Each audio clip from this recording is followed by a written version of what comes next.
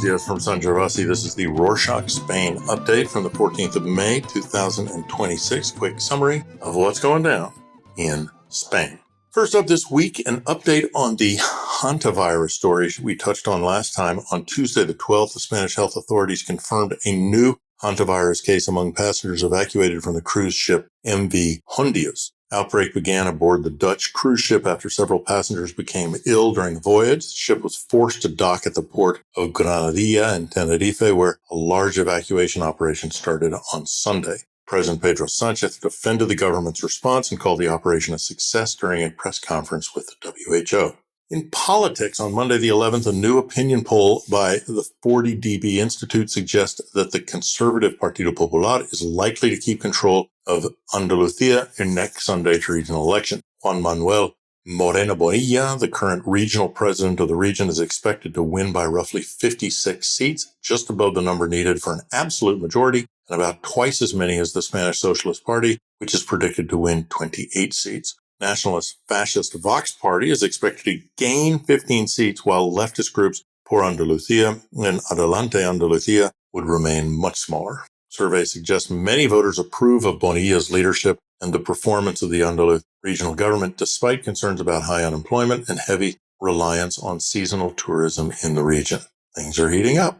Speaking of things heating up, on Sunday the 10th, a report by Euronews showed how the country has created one of Europe's biggest networks of climate shelters to protect people during dangerous heat waves. These shelters are public places like libraries, museums, and shopping malls where people can cool down, drink water, and rest in air-conditioned spaces. The plan expanded after Spain suffered record heat in 2025, including a 16-day heat wave in August with temperatures reaching 45 degrees centigrade, which is 113 Fahrenheit.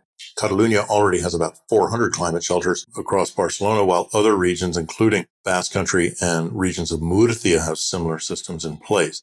Experts say the rest of Europe is moving more slowly despite heat deaths rising across countries, including Italy, France, and even Finland.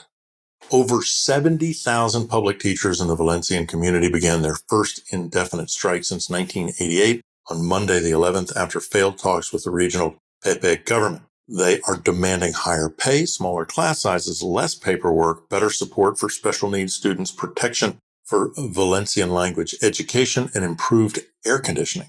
Unions say wages have effectively dropped around 300 to 500 euros a month since 2010 and rejected a proposed 75 euro monthly rise over the next 3 years as insufficient. Strike impacts all education levels and may disrupt learning for over 500,000 students. In policing, on Sunday the 10th, police officers from France and Germany joined patrols in tourist areas of Granada as part of a European Union policing program called Comisarias Europeas 2026. Foreign officers are working alongside the Spanish National Police in busy tourist locations, including city center, transport hubs, and areas around the Alhambra. The aim is to improve safety and make it easier for international visitors to communicate with police officers in their own language. Under the scheme, Spanish police remain fully in charge, while French and German officers assist with public patrols, tourist support, and minor incidents such as theft reports or lost property. Authorities say the program is especially useful during busy tourism periods when large numbers of foreign tourists who don't speak Spanish arrive in the city.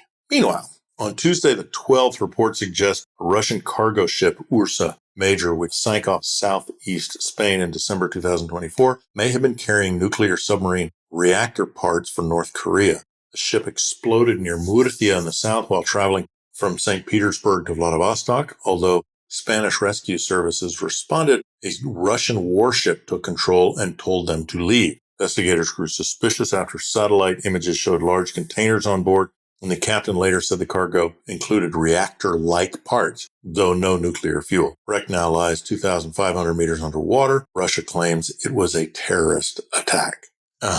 Moving to statistics, on Sunday the 11th, the Interior Ministry produced a report on illegal home occupation, or ocupación/ocupas, saying the figures of reported incidents fell slightly in 2025. According to the report, last year police received around 15,000 complaints related to squatting, nearly 10% fewer than in 2024. However, the number is still far higher than in 2010, when only around 2,700 cases were reported. In terms of regions, Catalonia recorded the highest number of complaints, with almost 6,000 cases, making it the center of the country's squatting debate, while Interior Minister Fernando Grande Marlaska argues that most cases involve empty properties, second homes, or investment apartments rather than finding strangers living in a main residence. Occupus caused a huge amount of legal and emotional stress for property owners, especially lengthy court battles, property damage, and unpaid bills.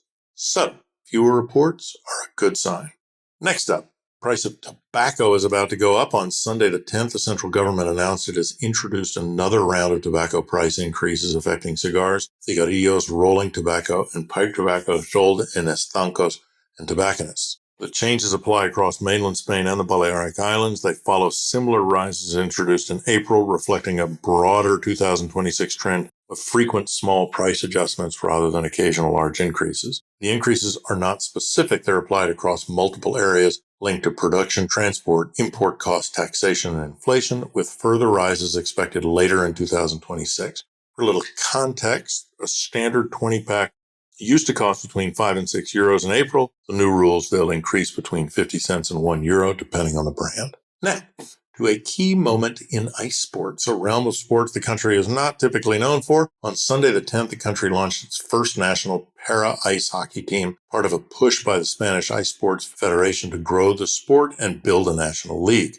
Originating in Madrid, the project follows global expansion. Countries like Mexico and Brazil starting summer programs gained momentum after a February open day where 17 newcomers tried the sport. More recruitment events are planned, with the competition season targeted for September. Federation President Frank Gonzalez said it opens doors for athletes unable to play traditional hockey and could lead to future Paralympic participation. On to immigration. According to a new report released on Wednesday the 13th by Spanish think tank Funcas, more than half of immigrants who arrive in Spain eventually leave, mainly due to high housing costs, insecure jobs, and limited long-term stability. From 2002 to 2024, 15 million people arrived, but the net increase was only around 7 million, giving the country a retention rate of about 48%, one of Europe's lowest. Many work in low-paid seasonal or temporary sectors like hospitality, agriculture, construction, and care, while rising rent and insecure housing makes settling even more difficult. Despite this, Spain still relies on immigration to address an aging population and labor shortages. If you want to know more? A link in the show notes. From immigration to cars, on Monday the 11th, the central government launched a new vehicle subsidy program, Plan Auto 2030, offering grants of up to 5,500 euros for electric and low-emission vehicles. The new plan's main improvement is that the discounts will be applied immediately at dealerships instead of buyers waiting months for reimbursements. Maximum support for passenger cars includes up to 4,500 euros in government aid, plus a mandatory 1,000 euro dealership discount. Officials hope the instant discount program will make switching to electric vehicles easier and more attractive for drivers.